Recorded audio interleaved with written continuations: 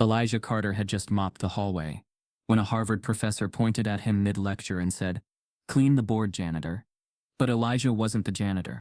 He was the student who had just solved a problem even Belmore's top scholars failed. The room went silent until Elijah walked to the board and rewrote history in real time. Before we deep dive into this interesting story, subscribe to our channel and tell us where are you watching from. Share in the comments below.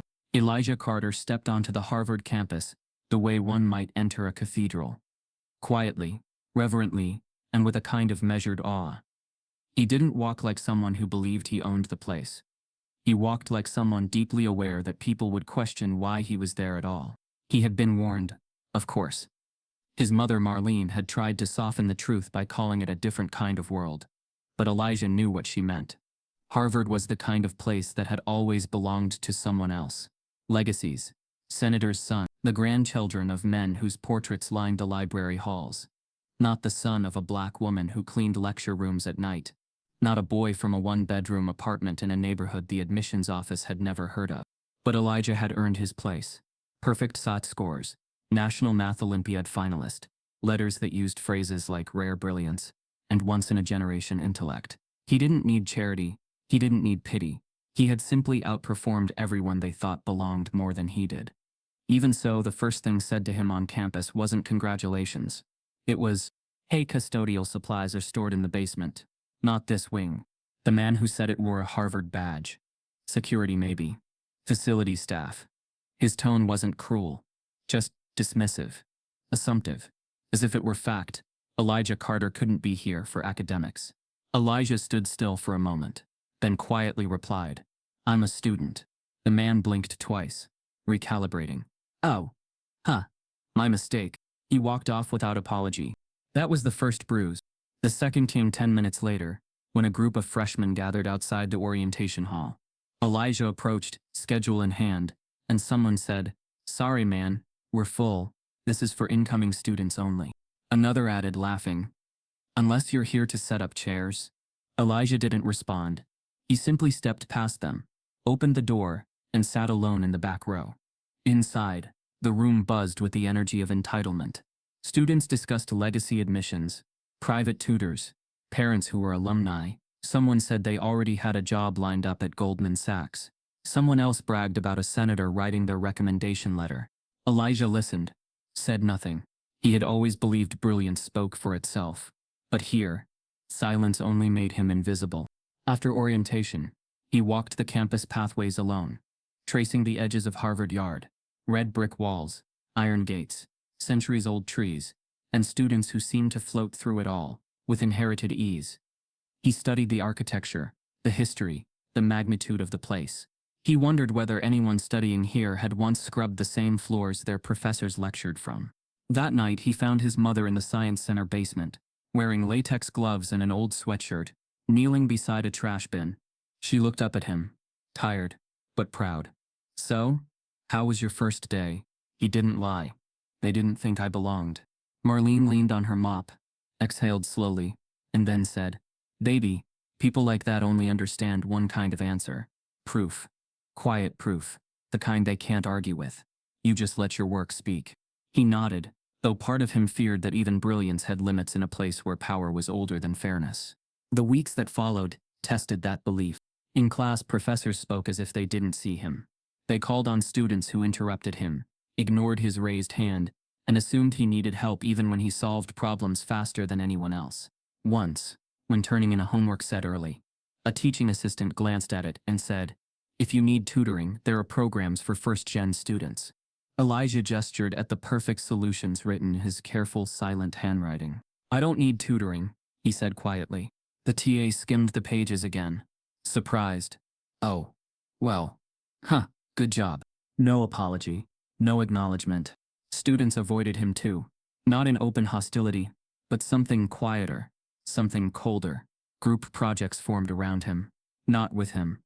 Study circles filled up, before he asked. Dining tables stayed busy the moment he approached. He learned to eat quickly, alone, with a book open so people assumed he was choosing solitude.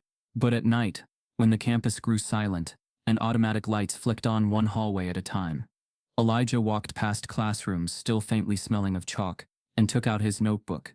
Mathematics was the only place where he didn't feel like an intruder. Equations never asked who his parents were. Variables didn't care where he grew up. Numbers rewarded focus, not lineage. He worked proofs the way others prayed, with discipline and devotion. Some nights his mother passed him in a different hallway, pushing her cart, wiping down tabletops. "You're supposed to be sleeping," she whispered once. "I will," he whispered back. "After I finish this theorem." She squeezed his shoulder and kept walking. Still, Harvard found ways to remind him of his place.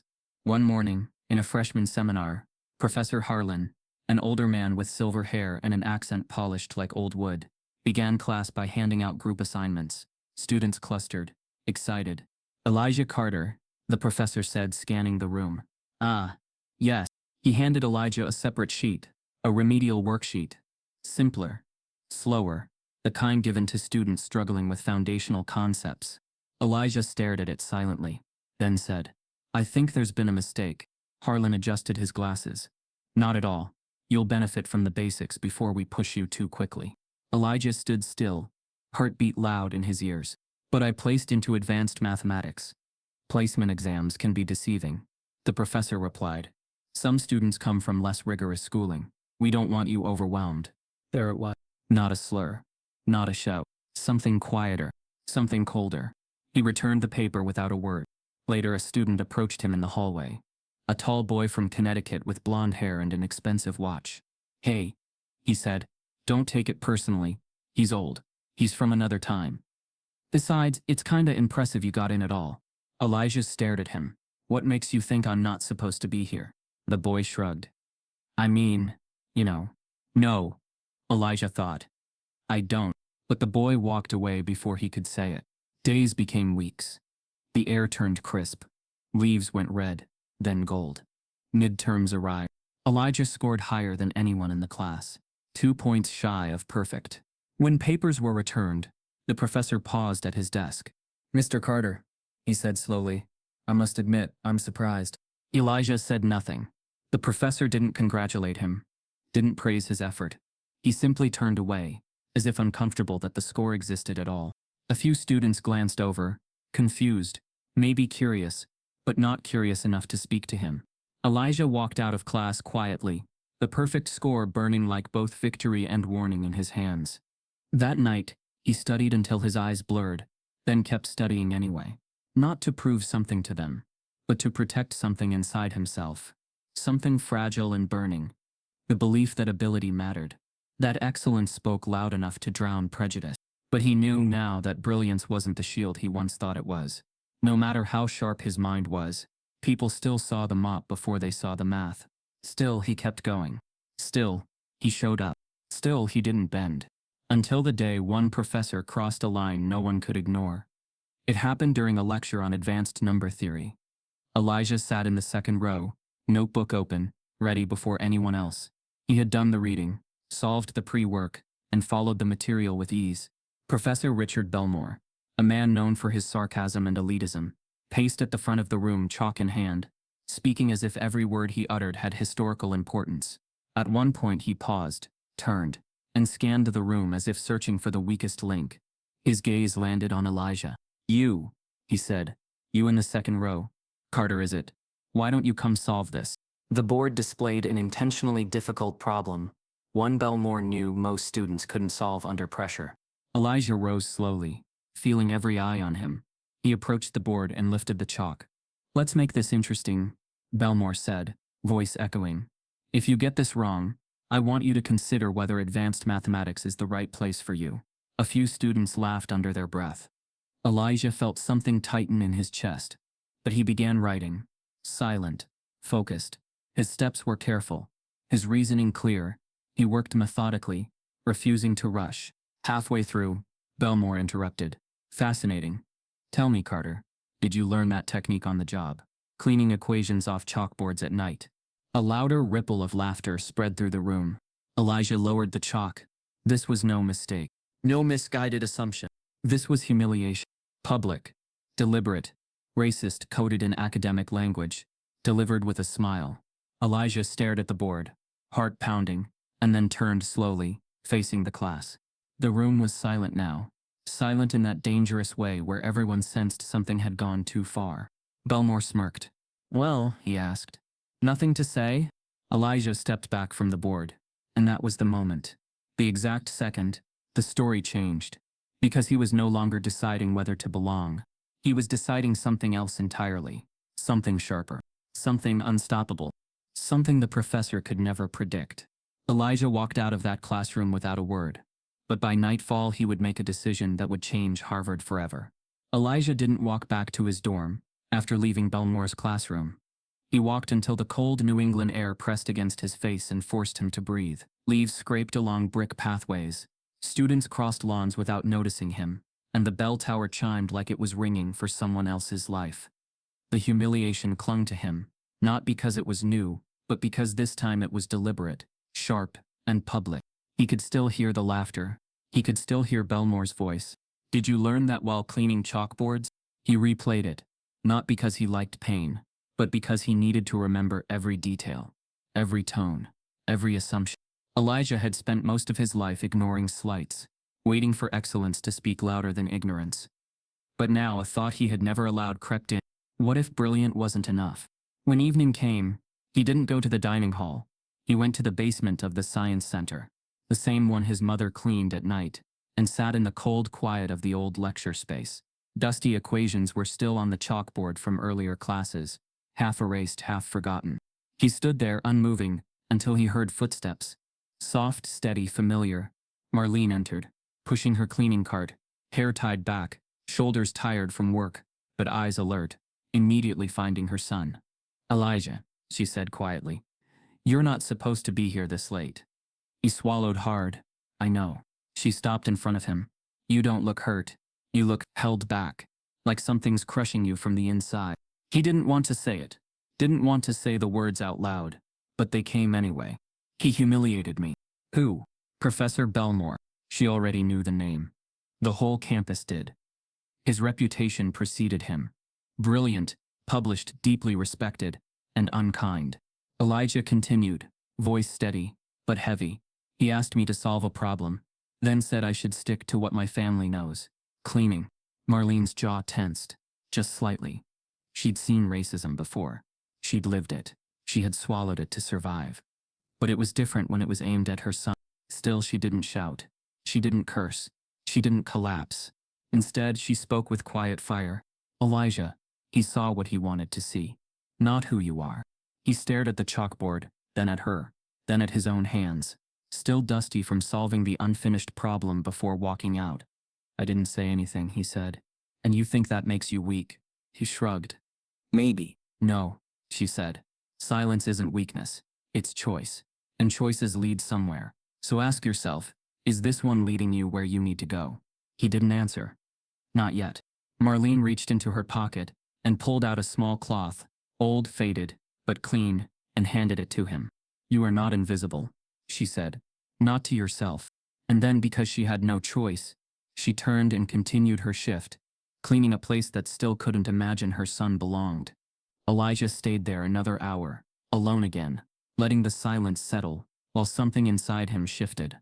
He didn't feel broken. He felt sharpened. The next morning, Belmore began his lecture without acknowledging what happened the day before. His voice filled the room with its usual authority, cold, polished, absolute.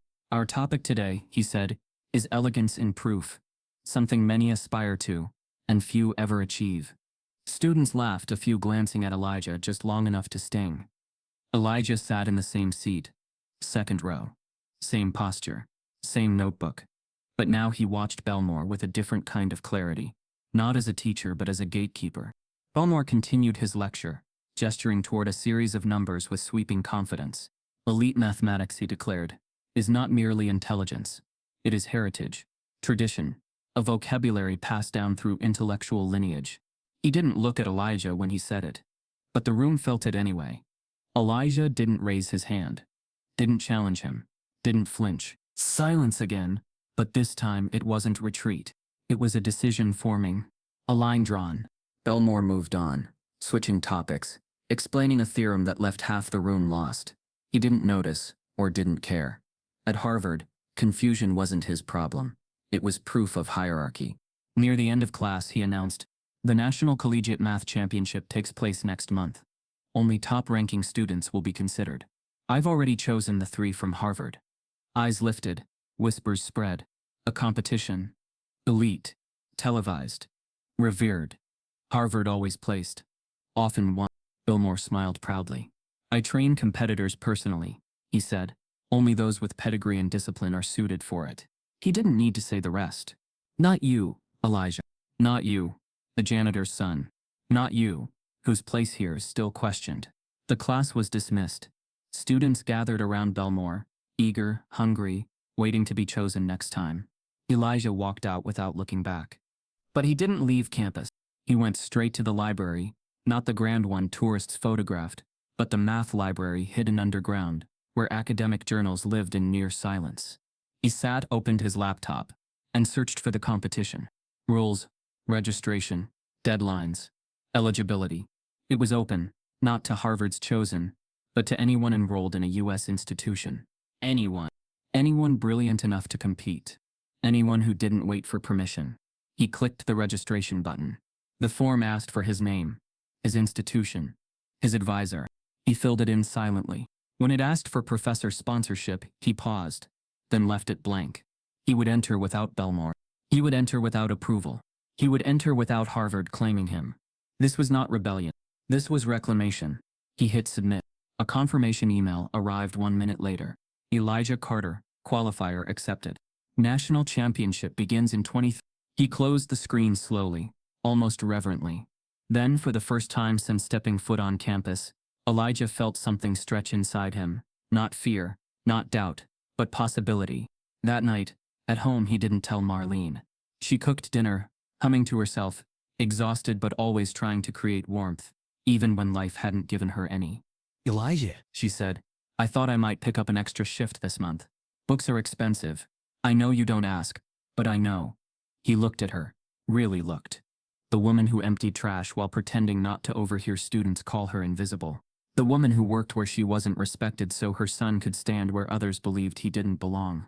He could have said, "Don't worry, Mom. I'll find a way. We'll be okay." But instead he said the truest thing he could. "I'm going to do something. Something big. But I need to work in silence for a while." She studied his face, not understanding the details, but recognizing the fire. "You always were the quiet kind," she said, "but quiet can shake buildings." He nodded, and she let it be. Elijah returned to campus the next day with a different posture. He still sat in the second row, still carried the same notebook, still wore the same clothes, but inside, something had changed. He wasn't waiting to be seen anymore. He was preparing to be undeniable. Belmore lectured as always, slicing students apart with sarcasm, rewarding arrogance, mistaking cruelty for rigor. At one point, he glanced toward Elijah. A brief flicker annoyance, or curiosity. Either way, it didn't matter. Elijah had already stopped waiting for his approval. He stayed late that night, studying, writing, solving problems far harder than the ones Belmore offered. He read competition archives, past winners' techniques, new mathematical approaches. He worked until the library lights dimmed, and the silence felt absolute. He didn't need Harvard's training. He didn't need Belmore's mentorship. He didn't need permission to ascend. He just needed time, and time was something he could carve out of loneliness. Days passed. Belmore continued ignoring him. Students continued excluding him. Harvard continued pretending brilliance came with pedigree. But Elijah kept preparing, in the margins, in silence, in the spaces no one else occupied. He grew sharper, quieter, but not small. He was building something. Something precise. Something unstoppable. The night before the competition roster would be publicly announced, Elijah received an email, not from Harvard, not from Belmore, but from the National Committee itself. "Congratulations, Elijah Carter. You have officially qualified to represent Harvard University in the National Collegiate Math Championship." He stared at it. The irony was brutal. They would claim him now. Claim the genius they ignored. Claim the brilliance they dismissed. Claim the son of the woman who scrubbed their floors. A slow, steady breath left his chest. He hadn't told a soul. Not even his mother. Not a classmate. Not a friend. Because he had none here. He clicked do not reply. Then closed the laptop. He stood, gathered his backpack, and walked out into the cold night air. This time he didn't feel like an outsider. He felt like a storm coming. Elijah had entered the contest in secret, but someone had already found out, and by morning his name would spread through Harvard like wildfire, and not everyone would be happy about it. At 7:05 a.m. the next morning, Elijah woke to the unmistakable silence that precedes noise. That specific kind of stillness, too focused, too fragile, meant something was brewing beneath it. He reached for his phone, rubbed sleep from his eyes, and opened his inbox.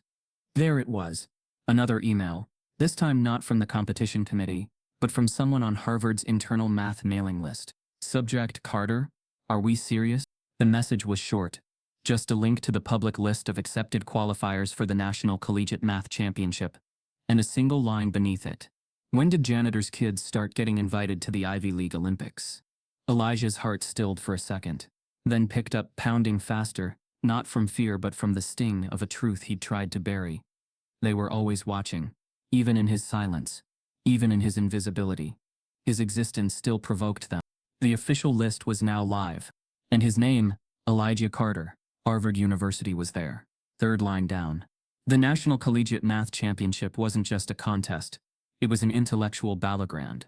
Nicknamed the Ivy League Math Olympics, it featured only the best math minds from top-tier institutions. It wasn't just about solving problems, it was about solving them under pressure, on stage, with an audience, live scoring, and reputations at stake. Harvard, of course, had a legacy to uphold. The university had dominated the competition for over a decade, due in large part to Professor Richard Belmore's elite training team. Hand-picked students, rigorously coached, conditioned to win.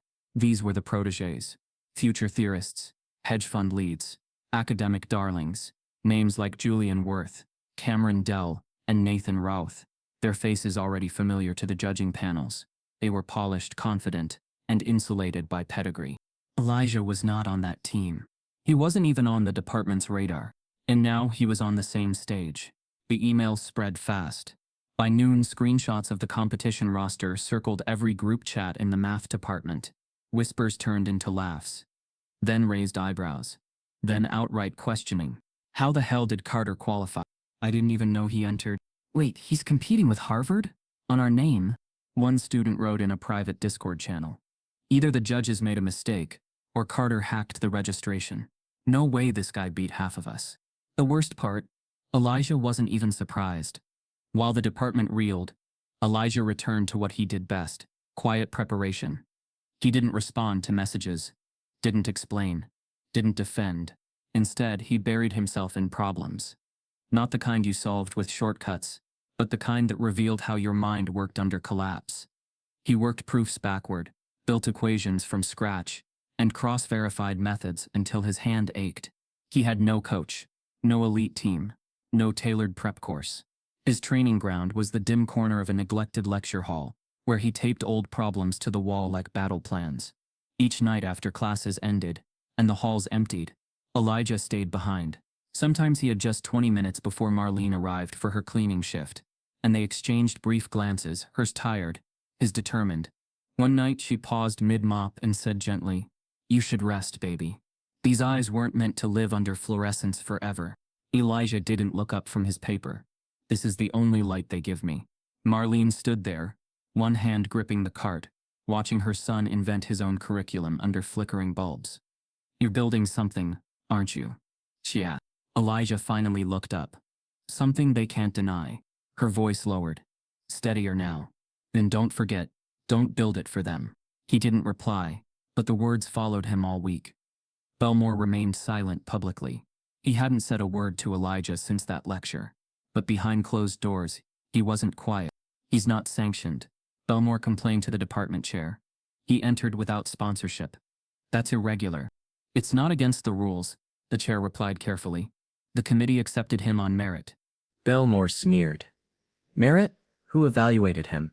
This isn't just about solving problems. It's about representing Harvard." The chair, sensing political risk, said only, "The decision stands." Still, the pressure mounted. Belmore's top students weren't just annoyed. They were furious. "He's not one of us," Cameron muttered during a late-night prep session. Julian leaned back in his chair. "He's a wild card. Worse, He's our wild card. If he chokes, we look like we handed credentials to a janitor's kid. And if he wins, Nathan added. Silence. No one had considered that. Elijah's routine turned ruthless. He developed his own drills, timed problem sets, handwritten solutions, recreated scoring models from past years. While others practiced under coaches, he practiced against the wall. He memorized not only formulas, but the patterns, the rhythms of solution paths, the misdirections in competitive problems, the elegance of proof shortcuts. Each night, after solving 20 or more problems, he would erase the board, write the same problem again, and solve it a new way. Then again. He wasn't just learning math. He was rewiring instinct. He didn't tell anyone, not even Marlene, about the email he'd received from one of Belmore's students, unsigned, cloaked through a burner account. You're going to embarrass yourself on national TV. Do the smart thing. Withdraw. He read it twice, deleted it, didn't blink. But later that night, he stared longer than usual at a particularly dense combinatorics problem. His mind clear, his focus undeterred. Their words couldn't slow his equation. On the Friday before travel assignments were posted for the regional semifinals, Elijah received an unexpected call. Not from Harvard. From the national committee itself.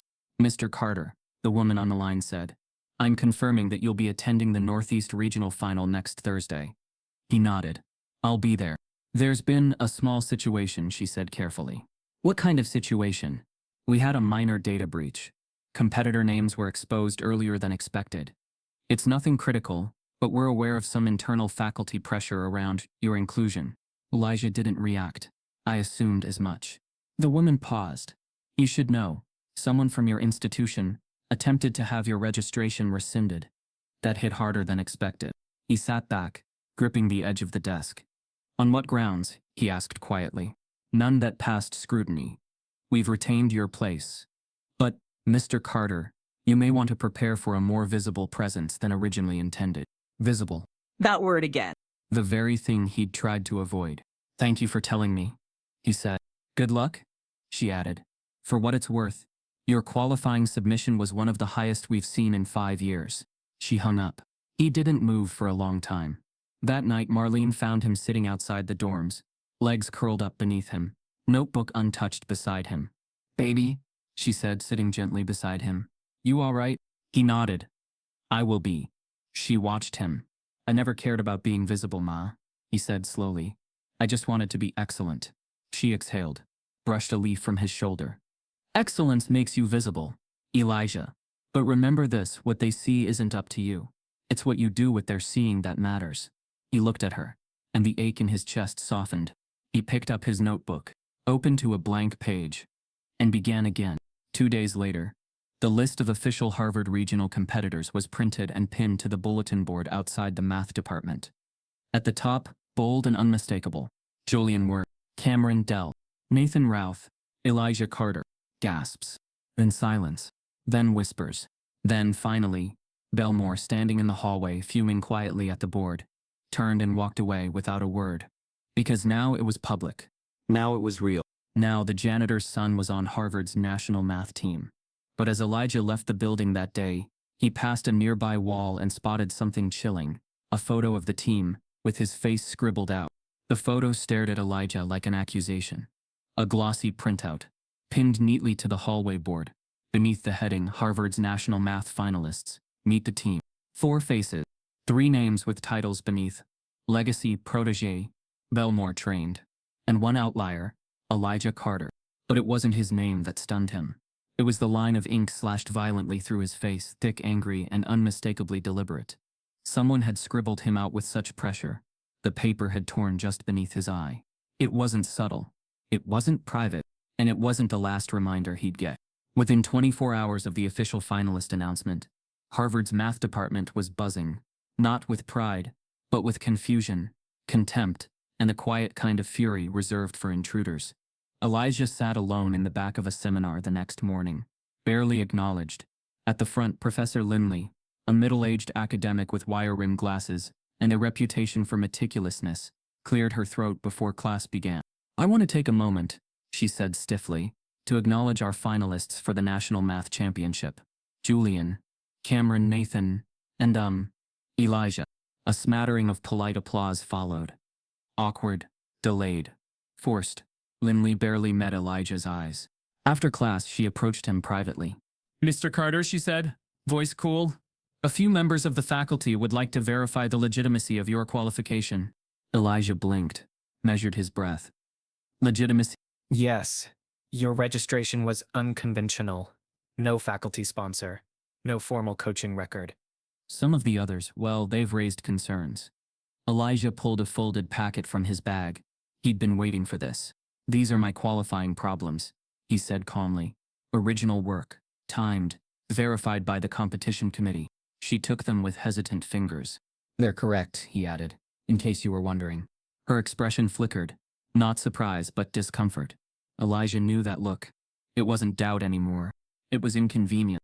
Later that day, while walking through the faculty wing, Elijah passed an open office where 3 professors huddled in low conversation. "Not our image," one whispered. "Bullmore's furious," another added. "The cleaner's boy playing mathlete. It's already embarrassing enough he made the finals." Elijah slowed, heart thudding. They didn't know he was there. Didn't care if he heard. He kept walking, but the words sank deep. The cleaner's boy. Not the finalist. Not the scholar. Not the top scorer. Just the son of a woman who wiped down their podiums. That evening, back in his dorm, Elijah laid out his notes in perfect rows. Each section color-coded, each formula rehearsed. Pages of number theory, abstract algebra, and topology. He had memorized most of it already. He had to. A knock on the door broke his concentration. It was Professor Belmore, unannounced, uninvited. Elijah opened the door slowly. "Professor." Belmore stepped in without asking. He scanned the room, sparse quiet, full of notes and tension. "Impressive," Belmore said, his tone dry, though not very refined. Elijah didn't respond. Belmore circled the room, like a predator grazing the perimeter. "You've stirred quite a bit of noise," he said, stopping at the desk. "But you know how this ends, don't you?" Elijah folded his arms. "I know how it starts." Belmore turned, eyes cold.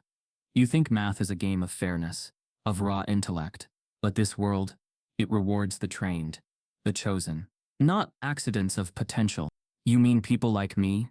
Elijah said flatly. Belmore smiled without warmth. "You won't win. Not because you're not smart, but because you don't have our pedigree, our polish, our presence." Elijah stared back, then said, quietly, "Then I guess we'll see what speaks louder, pedigree or proof." Belmore held his gaze for a moment longer, then stepped out. No threats, no slurs, just the razor of elitism, pressed against the skin without leaving a mark. But Elijah felt it anyway. The next few days passed in a haze of preparation and subtle hostility. Some students avoided eye contact. Others whispered just loud enough. "Affirmative action? Probably. Is he even part of the team?" Belmore's gotta be livid. But not all voices were cruel. A girl named Priya, a sophomore in Elijah's discrete math class, passed him a note after lecture. "They can't erase you. Just don't erase yourself." He folded it neatly and kept it tucked in his notebook. Even shadows cast cracks of light. The night before the national finals, Elijah stayed up late triple-checking his work. He didn't go to the team dinner. He wasn't invited. He didn't call his mother. He didn't want her to hear the edge in his voice.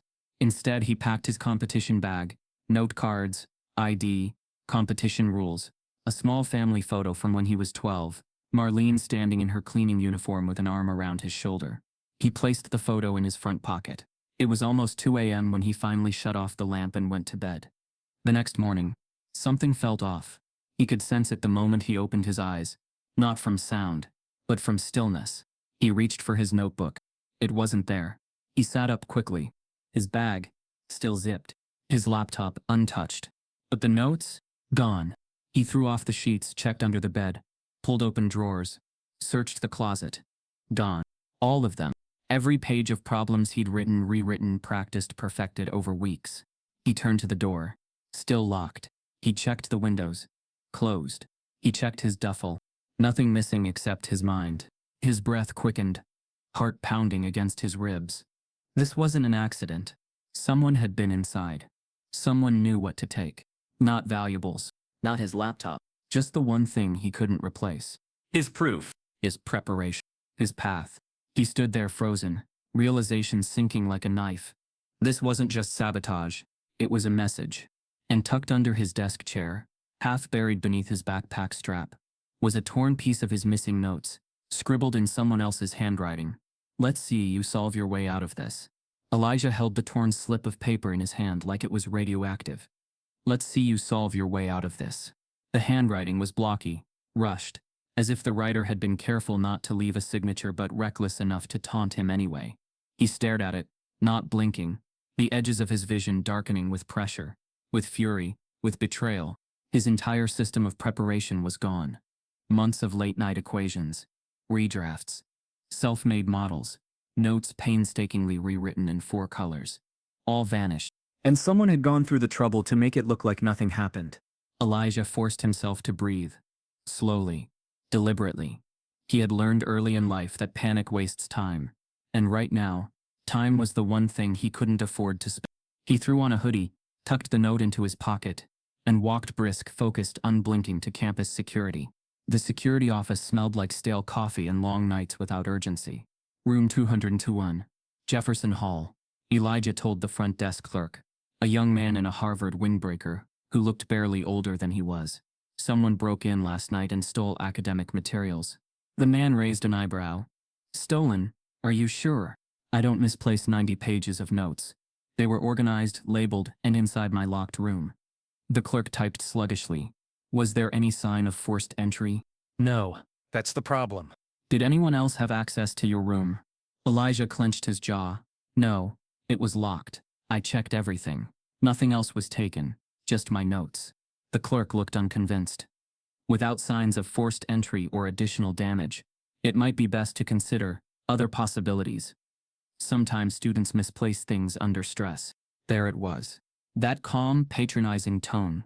The one people use when they've already decided what your intelligence is worth. "I'm not under stress," Elijah said sharply. "I'm under attack." The clerk raised his hands, defensive. "Look, I'll file a report, but unless something turns up or there's proof of a break-in, there's not much more we can do. No fingerprinting, no room check, no urgency, just a hollow form and an invisible shrug." Elijah left with a copy of the report, unsigned, unstamped, and completely meaningless. By the time he returned to his dorm, the afternoon sun had tipped behind the chapel, casting the hallway in long, cruel shadows. Every footstep echoed like a warning. He stared at the empty desk, the space where his entire mind used to live, and made a decision. He wasn't quitting. If they wanted to break him, they would have to do better than stealing paper. Elijah sat down, closed his eyes, and began reconstructing his notes from memory. First came the basics: combinatorics models, Fibonacci analysis, the complex set problems from the last 5 years of competition finals. His fingers wrote before his brain caught up. Then the sequences. He recalled how he had solved each theorem, not just the answers, but the why, the hidden steps he had mapped alone in the margins. Then came the painful part. The mistakes, the forgotten equations, the gaps, the solutions that now danced just out of reach, teasing him from a corner of his exhausted mind. By 8:00 p.m., his hand was cramping. His eyes stung. His trash can overflowed with crumpled pages, but he kept going. At 9:30 p.m., he walked to the dining hall for caffeine, rubbing his temples. The building was empty except for one worker mopping the floor near the soda machine, an older man named Quincy, who Elijah had seen 100 times but never spoken to. Quincy looked up and nodded. "Late night?" Elijah gave a faint smile. "Something like that." He grabbed a tea bag and turned to leave, but Quincy cocked his head. "You that math kid, right? The one in the contest?" Elijah froze. "Yeah, that's me." Quincy looked around, then gestured with his mop. "Heard what happened. Someone tried to clip your wings." Elijah blinked. "How did you know?" "You ain't the only one people think don't belong here," Quincy said quietly. "But we hear everything. Always talk. Some of us just listen better." Elijah let out a breath he didn't know he'd been holding. Quincy pointed toward the side kitchen. "You need space. I got something. Follow me." Through a side hallway and behind a set of half-broken double doors was a forgotten prep room, small, dusty, but lit with flickering fluorescent tubes. Against the far wall was a mounted whiteboard, faded but intact. Quincy wiped it with his sleeve. "Ain't nobody used this in years. You want it? It's yours." Elijah stepped inside, eyes scanning the surface like it was holy. He nodded. Thank you. Quincy clapped him on the back. Go do what they said you couldn't. Elijah spent the next 5 hours in that room. Scribbling, erasing, pacing. It was pure math under pressure. Sweat soaked through his shirt. Ink stained his fingers. But clarity returned. He solved harder problems than he had all semester. And for every note they took, he built 3 more from scratch. This time, committed entirely to memory. No backup, no second copy. Just him and the board, and the will to outwork sabotage. At sunrise, he stumbled back to his room, eyes red, body aching. He showered, changed, and packed a fresh stack of paper for the contest. His phone buzzed. A message from the competition committee. Arrival check-in begins at 10 a.m. Please arrive 15 minutes early. He threw on his coat and headed across campus, the math building already humming with anticipation. When he reached the registration desk, a student volunteer handed him his contestant badge. Carter, right? Harvard? Elijah nodded. She squinted at the paper list. You were not on the official team roster, but you're listed as an independent Harvard representative. That's rare. Elijah smiled faintly. I get that a lot. She waved him through. The contest was being held in Sanders Theater, a grand circular space with tiered seating and a vaulted ceiling. Tables were arranged in a half-moon facing the judges. Harvard's official team had a front row setup. As Elijah approached, he saw them. Julian, Cameron, Nathan, seated like royalty, prepped and preened, every hair in place. Belmore stood behind them, arms folded, expression blank. Elijah ignored them all and found his assigned seat 3 rows back. He sat, pulled out his pen, took a breath, and scanned the room. Then he saw it. Nathan, Belmore's top protege, hunched over his practice sheet. Familiar strokes, a certain shorthand, specific peculiar notations in the margins. The kind Elijah knew weren't taught in class. His eyes narrowed. He leaned slightly to get a better look. And then, like a gut punch, it hit him. Nathan was working off his stolen notes. Elijah recognized the diagram, the exact one he'd mapped out last week, with a unique error he had circled in red. A mistake only he had made. A mistake that was now on Nathan's page. Elijah turned slowly. Just as Nathan looked up, locked eyes with him, and smirked. Elijah didn't flinch. Not when Nathan smirked. Not when the realization hit that his stolen notes, his very thoughts, had been passed off by someone else. Nathan knew what he'd done, and he knew Elijah knew. But the look in his eyes didn't show fear. It showed confidence. Because people like Nathan believed the system would protect them. People like Elijah knew it wouldn't. Still, Elijah said nothing. Not now. Not here. He turned back to his desk just as the room dimmed, and a spotlight hit the stage. A low voice came through the loudspeaker. Welcome to the final round of the 48th Annual National Collegiate Mathematics Championship. The audience burst into polite applause. Elijah sat still, letting the noise pass over him. The event wasn't just a contest anymore. It was a broadcast. 3 cameras swept across the room, panning to each table, each face, feeding the images live to universities, sponsors, and alumni across the country. The best minds from MIT, Yale, Princeton, Stanford, and Harvard were seated in concentric rows. Each had battled through 4 qualifying rounds, and this was the final test. The championship problem was known to be brutal. A single unreleased question, designed by a panel of theorists and kept under lock and key, until this moment. It wasn't just about solving, it was about how one solved. Elegance mattered, clarity, depth. No calculators, no group work, just silence, pen, paper, and brilliance. A judge in a gray suit walked center stage, with a sealed envelope, and a quiet reverence. He turned to the audience. This year's final question, he said, was submitted by a Fields Medal recipient, and has never been solved under timed conditions. You will have 1 hour. The envelope tore slowly. He unfolded the problem. Camera zoomed in on the projection screen as the symbols lit up. The room went still. Even Julian's eyebrows twitched. Nathan's pencil hesitated. Cameron leaned closer, squinting. The screen displayed a multi-layered recursive sequence wrapped in modular conditions, nested proofs, and an open-ended variable theorem. It was math designed not to confuse, but to crush. Elijah's heart thumped in his chest. For a moment, even he couldn't process the structure. But then something clicked, not in the problem, but in him. A pattern. A rhythm. The symmetry wasn't in the numbers. He saw something. Something strange. Something familiar. His fingers gripped the pen. And he began. It started with the edges, outlining the known parameters.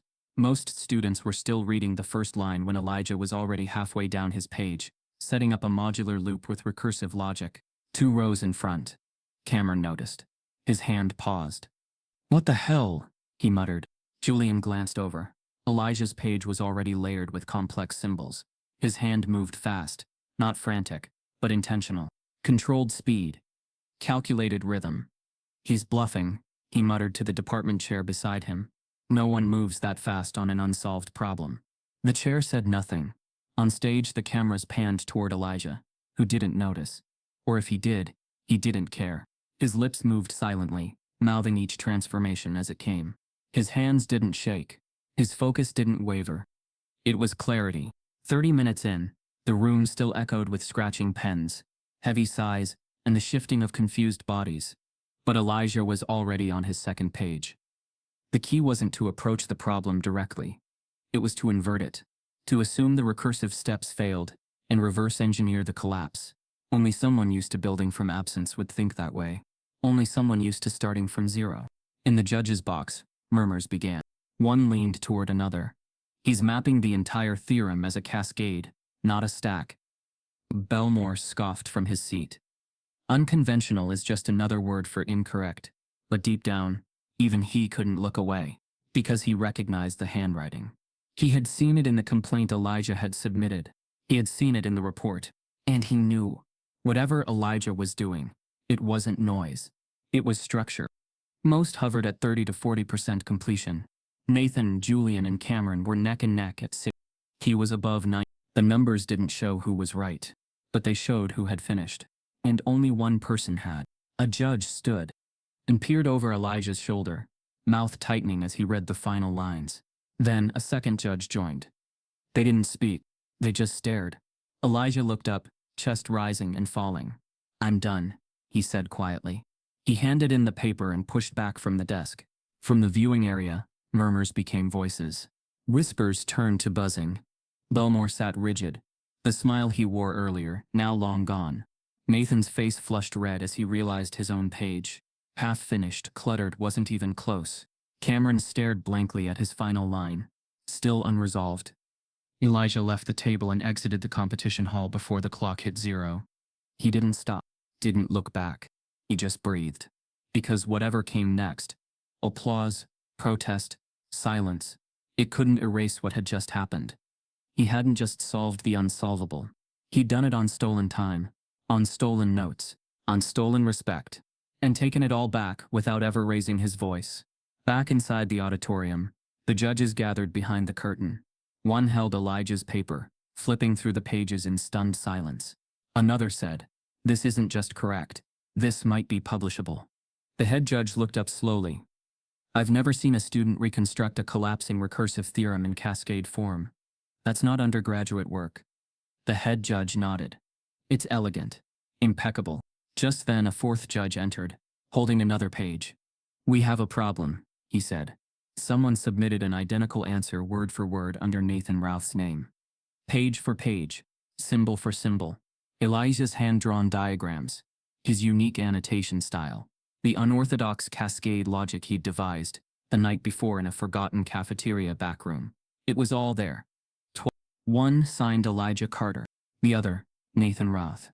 A silence gripped the judge's chamber, as if air itself had been pulled from the room. "No chance this is coincidence," said one of the senior evaluators, flipping the pages side by side. No one else even approached this framework. The head judge leaned back, steepling his fingers. "And Routh?" He submitted it 30 seconds before the clock ran out. But look, his pen strokes are shakier. His derivation skips 2 steps, then picks back up. It's like he copied it, not conceived it. Another judge nodded. He probably didn't even understand it, just rushed to mimic the form. They knew what this meant. A formal complaint, a possible disqualification, a scandal, especially with Harvard's name attached. But most importantly, a theft, one that couldn't go unaddressed. The head judge stood, lips tight. "Bring in academic counsel," and Carter, immediately. Inside the auditorium, The announcement was delayed. Whispers filled the seats. The contestants fidgeted at their tables. Elijah remained outside, pacing beneath the stone arches of the theater, his breath frosting in the cold air. He hadn't heard anything since handing in his paper. No reaction, no results, no hint of what was unfolding behind the curtain. Elijah Carter? He turned. A female staff member from the judging committee stood in the doorway, expression unreadable. They need to speak with you. In the judge's room, they showed him both submissions. He didn't speak. He didn't need to. The paper told the story. Elijah considered the question. The answer didn't just implicate a classmate. It pierced something deeper. I don't know how, he said carefully, but I do know when. Let's see you solve your way out of this. The room went quiet again. The head judge nodded. I think we've seen enough, he said. We'll handle the protocol. He turned to Elijah. Your solution. It's extraordinary. Not just correct.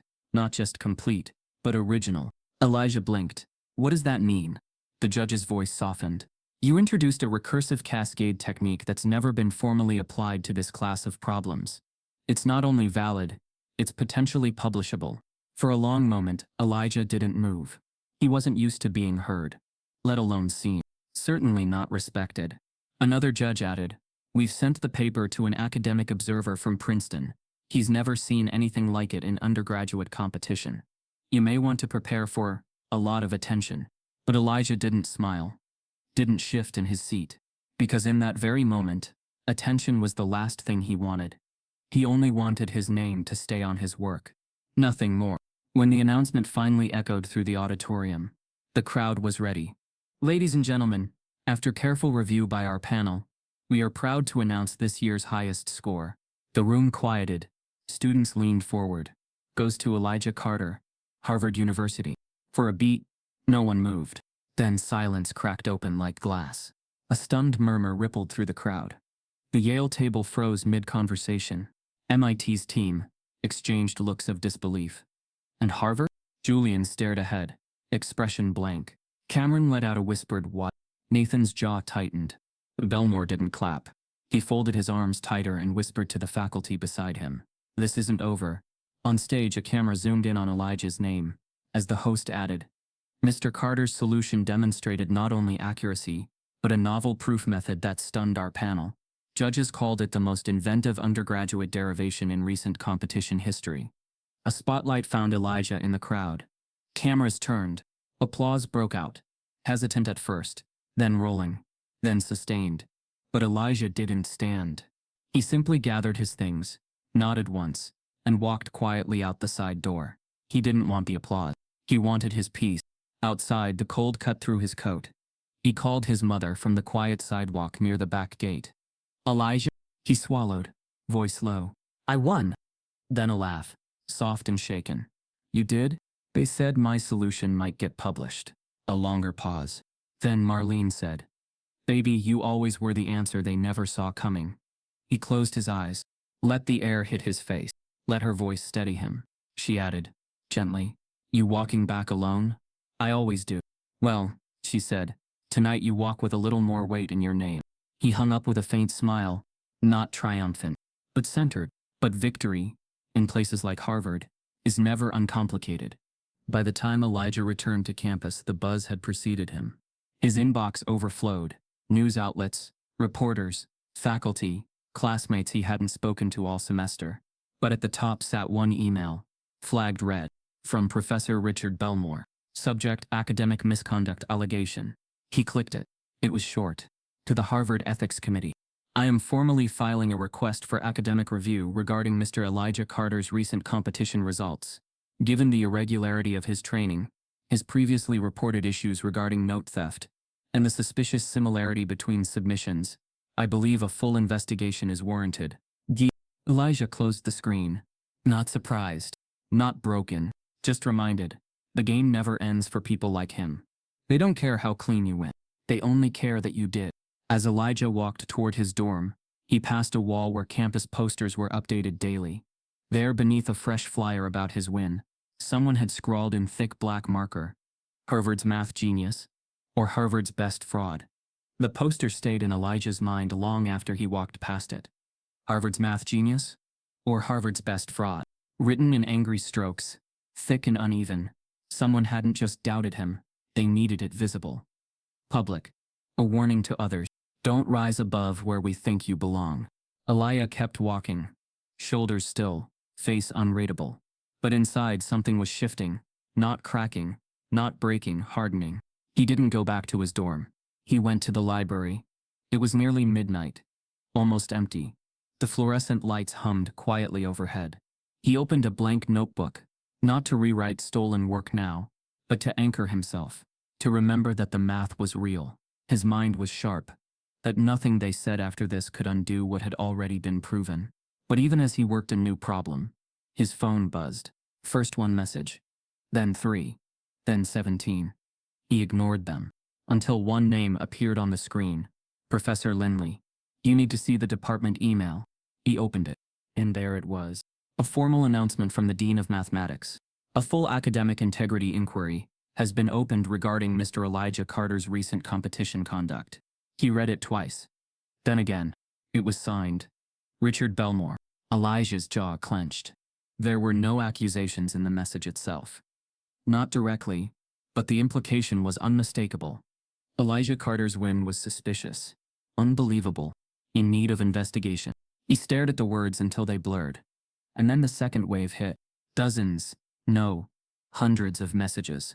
Some were support. We saw the broadcast. That was genius. Don't let them bury your work. You deserve better. But others, there's no way someone like you beat Belmore's team. If you cheated your way in, just admit it. This is why standards are falling. You embarrassed Harvard. He closed his phone. Silence fell again, but not peace. Something uglier. The kind of silence that comes right before someone tries to erase you. The next morning, Elijah was summoned to a meeting in the academic conduct office. The room was sterile. All hardwood and framed diplomas. 2 administrators sat across from him, and Belmore sat to the side, arms folded, pretending to look uninterested while silently coiling every ounce of control. The lead administrator spoke first. A man with silver-rimmed glasses and a calm, polished voice. Elijah, we want to be clear. This is not a disciplinary ruling, merely a verification procedure. Elijah said nothing. Belmore leaned forward, voice low, rehearsed, weaponized. We simply want to ensure that the student representing Harvard in a national academic forum did so through legitimate means. Elijah met his eyes. You mean you want proof I didn't cheat? Belmore didn't flinch. We're asking for clarity, given your unusual path. There it was. Not untrained, not uncoached, unusual. As in out of place. Elijah's voice stayed level. My submission was reviewed by 7 judges and an external academic evaluator. The administrator raised a hand. This isn't about their confidence. We have procedures. We're requesting handwriting verification, proctor statements, time-stamped records, and psychological screening, Belmore added smoothly. Elijah blinked. Psychological? Belmore's tone turned academic. Polite. Poisonous. High-stress environments can cause dissociation. Some students unintentionally plagiarize while under pressure, or exhibit savant-style brilliance that can mask cognitive instability. Elijah stared at him. You're saying I might be mentally unstable because I solved a problem too well. Belmore offered a faint shrug. We simply need to rule out anomalies. Elijah breathed in through his nose. So what you're really saying is, my win was unacceptable. Because it came from someone like me. Belmore didn't even pretend denial. Students without proper training do not solve problems at that level. Elijah felt something in him go still. Not anger, clarity. You said I didn't have your pedigree, he said. Now you're proving what that really means. The administrator broke in. Elijah, please understand. These questions are procedural. Elijah stood. No, they're targeted. Belmore's voice sharpened. You will comply, or you will be suspended pending outcome. Elijah's silence wasn't fear. Not anymore. It was the weight of truth settling into place. He left without agreeing, without even acknowledging their authority over him. By noon, the story spread. The campus newspaper posted a breaking headline. Harvard finalist under investigation for possible fraud. The student forums buzzed. He cheated. Has to be. Belmore's never wrong. That kid was barely in any advanced sections. Who even was he before last week? Screenshots spread across social media. And then, something else happened. A Twitter thread went viral. A student from Yale posted, I watched the entire competition. Elijah Carter solved that problem with his eyes closed. And they're accusing him because he cleaned floors? No, we're not doing this. Someone else added the hashtag. Justice for Elijah. Within hours, it trended, first in Boston, then nationwide. A professor from Howard University tweeted, "The system always demands the receipts from the black genius, and none from the institutions that doubted him." A Princeton lecturer wrote, "Let the record show. His solution was original, elegant, and far beyond typical undergraduate performance. That is why they're afraid." Elijah read none of it. He was sitting on the steps outside the science building, shoulders hunched, staring at the concrete. Students passed by, some whispering, some openly staring. 2 walked past behind him. Belmore's right. No way he figured that out. Bet Harvard just wanted to show diversity. He closed his eyes. For a second, just a second. He let the exhaustion in. All he ever wanted was to be seen for what he could do. Not who they decided he was. Not who they needed him to stay. That evening, as the sun dipped and the shadows stretched long across the courtyard, Elijah stepped into the hall where his mother cleaned. She saw him standing there, and paused, hands still gripping the mop. "Elijah," she said softly. "I heard." He didn't speak. She set the mop aside and walked to him. "They're not questioning your math," she said gently. "They're questioning your right to brilliance." He exhaled. "Maybe I should let it go." She stepped closer. "No, because I know you. You don't fight to prove them wrong. You fight to protect the part of yourself they can't touch." Silence held them both. Then, footsteps approached from behind. A young professor, one Elijah barely recognized, stopped at the doorway. He looked nervous, then determined. "Elijah," he said quietly, "we need to talk." Elijah turned. "I know what they're accusing you of," the professor said. "I know Belmore's pushing it, but they're wrong." Marlene watched, wary. Elijah's voice was steady. "Everyone says that after." "No," the professor said. "I came because I have proof. Something they didn't think anyone would keep." Elijah frowned. "What proof?" The man glanced around, making sure no one was listening, then lowered his voice. "I found surveillance footage. From the hallway outside the competition room, and from your dorm building. Someone accessed your room the night before the contest." Elijah's pulse kicked. "Who?" The professor swallowed. "It was someone on Belmore's team." Elijah stared. The man's voice lowered, almost pained. "And the worst part? Belmore knew." "I have the footage," the professor said. "And if we release it, everything changes." The professor's words hung in the air like a spark hovering over gasoline. "I have the footage, and if we release it, everything changes." Elijah didn't speak right away. His eyes searched the man's face, looking for cracks, for hesitation, for anything that hinted this wasn't real. But what he saw wasn't pity. It wasn't charity. It was conviction. "What footage exactly?" Elijah finally asked, his voice low but steady. The professor, Dr. Ezra Wilkes, a junior lecturer in applied mathematics, glanced nervously at Marlene, then back at Elijah. "Follow me," he said. They walked through the side halls of the science building, past closed classrooms and locked faculty offices. It was late, the kind of late where only cleaners and shadows remained. Wilkes unlocked a door marked Tech Access, authorized personnel only, and ushered Elijah inside. Stacks of outdated monitors lined the walls. A dusty server hummed softly in the back corner. "I used to work it here during grad school," Wilkes explained as he moved toward a desktop in the corner. "I still have back-end permissions, barely. It's not exactly legal, but..." He hesitated, then continued. "But after I saw Belmore file the misconduct report, something didn't sit right. The way he spoke about you. The timing. The arrogance."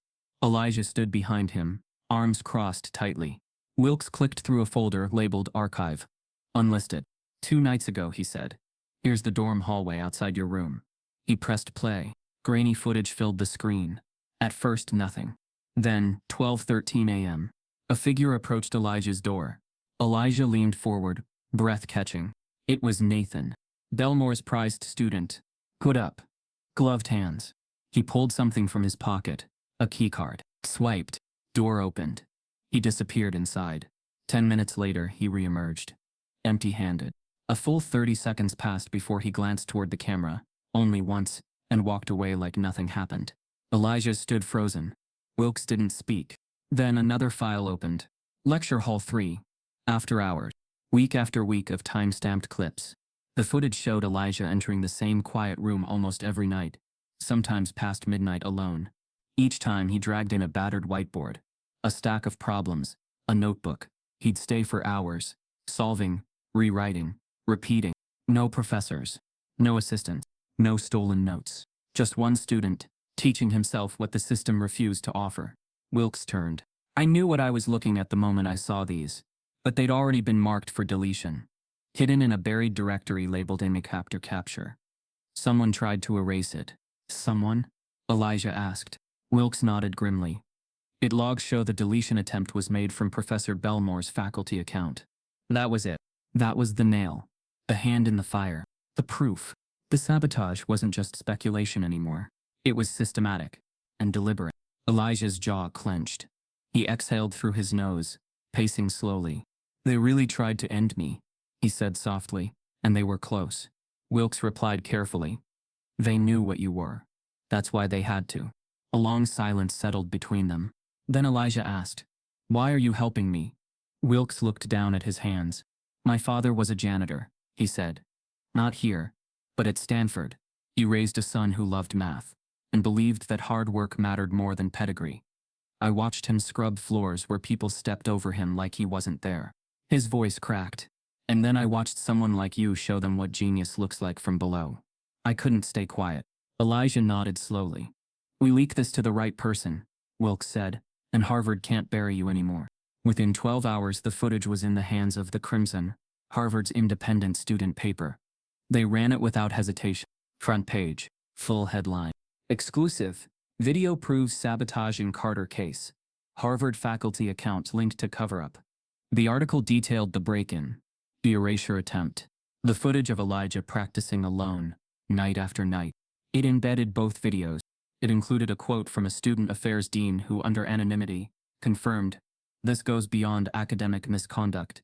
This was targeted character assassination." By midday, the footage had gone viral. CNN, MSNBC, even international media. Clips played side by side. Elijah's silent whiteboard work versus the hallway intrusion. Twitter exploded. Justice for Elijah trended again, this time with teeth. Elijah Carter didn't just beat the system. He survived an ambush. This is why we protect Black genius. Harvard owes him more than an apology. Harvard's official account issued a statement. We are reviewing new evidence in the matter involving Mr. Elijah Carter. In the interim, all academic restrictions against him have been lifted. But that wasn't enough, because the students had seen too much. A silent protest formed outside the administration building. Dozens carried signs. Genius shouldn't need permission. The truth was always his. From janitor's son to legend. Inside the math department, chaos erupted. Belmore disappeared from public view. Nathan Ralph deleted his social media. A faculty petition was launched demanding Belmore's removal. And in the heart of the storm, Elijah stood, quiet, calm, unchanged. Not because he wasn't angry, but because he knew. He always knew what he had built was real. 3 days later, Elijah was called back to the academic conduct office. Same room, different air. This time the dean himself sat across from him. Elijah, he said, we owe you a formal apology on behalf of the university. Elijah raised an eyebrow. You owe a lot more than that. The dean nodded. We agree, which is why, effective immediately, your record is not only cleared, but you will be formally recognized for your contribution to academic innovation at the next university-wide convocation. Elijah stayed quiet, until the dean added, and there's something else. He passed over a white envelope. Elijah opened it slowly. Inside was a formal letter, embossed with a gold seal. United States Mathematical Sciences Foundation.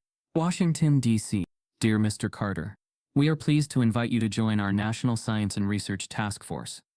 Your recent mathematical contribution has been forwarded by multiple judges and academic peers as one of the most promising developments in theoretical mathematics by a student in the last decade.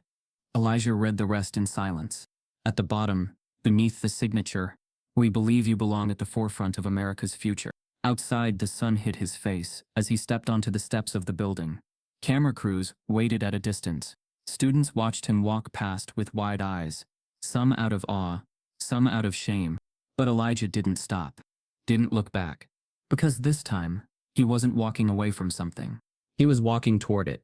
As Elijah reached his dorm, his phone buzzed again, this time from an unknown number. "We've seen your work. We'd like to offer you something that could change education forever." Netflix original production. The envelope was cream-colored, heavy, and unmistakably official. Sealed with the presidential crest, it had arrived via courier, hand-delivered to Elijah's dorm with a signature request. The delivery man didn't even glance twice, but the student working the front desk had stared at the letter like it was radioactive. Elijah didn't open it right away. He sat with it for a while on the edge of his bed, fingers tracing the embossed seal. This was different. This wasn't a judge, or a news outlet, or even a university. This was the White House. When he finally unfolded it, the letter inside was direct and formal, but not cold. "Mr. Elijah Carter, it is with great admiration that I extend to you a personal invitation to visit the White House as a guest of the President of the United States. Your perseverance, innovation, and unshakable brilliance have inspired a nation and challenged institutions to reimagine what genius looks like." It was signed by name, not a secretary, not a liaison, but the president herself. News of the invitation broke that same day. CNN ran a special segment titled "Harvard's Underdog Math Prodigy to Meet POTUS." NPR released a podcast episode called "The Genius They Tried to Bury." The Washington Post published an op-ed, "When Merit Isn't Enough, Elijah Carter and the American Filter of Excellence." Across social media, memes circulated of Elijah holding a chalk in one hand and the Constitution in the other. Caption: "He did the math. Now he's rewriting the equation." At Harvard, reactions split like tectonic plates. For the administration, it was a PR miracle.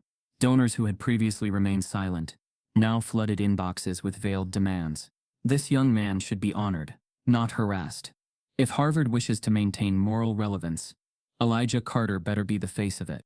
A quiet scramble began behind closed doors. Suddenly, department chairs who hadn't returned Elijah's emails weeks ago were offering coffee meetings.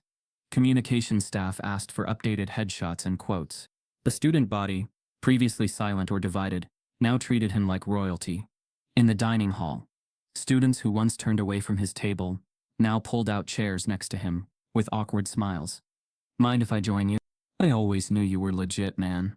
You showed them." Elijah didn't say much in return, because he knew what they really meant. "Now that the president wants you, we do too." Behind all the celebration, however, sat a bitter echo, one voice that refused to be silenced. Richard Belmore, though he hadn't been seen in public since the footage dropped. Word slipped out from faculty insiders. He called the whole affair an embarrassment of standards. He claimed Elijah's fame was manufactured by media sentiment. He told colleagues the university had sacrificed its academic rigor for political optics. But even Belmore couldn't change the tide. The video hadn't just exposed a moment. It had cracked open an entire structure. And Elijah? He hadn't asked for any of it. The day he arrived in Washington, Elijah wore a plain suit.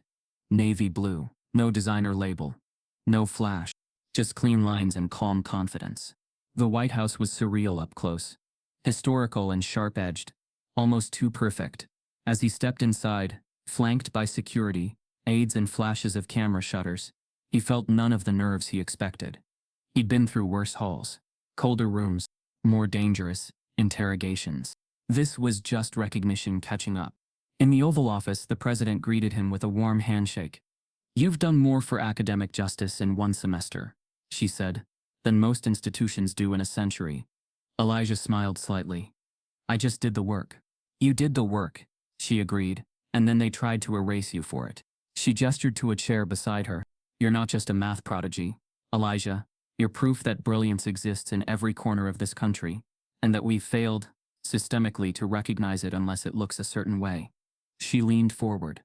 "You've sparked a national conversation about access, pedigree, hidden genius, and we want you involved." Elijah listened quietly. He wasn't used to being spoken to like this. Like a peer. When the president handed him a plaque that read, "For inspiring a nation," she added, "Let this be the beginning, not the reward." Back at Harvard, preparations for Elijah's official reinstatement ceremony were already underway. The math department, under donor pressure and media scrutiny, announced a formal event, honoring Elijah Carter, Innovation Under Fire. There were whispers of naming a fellowship after him. But the twist came days later. slipped inside a manila envelope and slid under his dorm room door. A formal letter, sealed by Harvard's Office of Academic Appointments.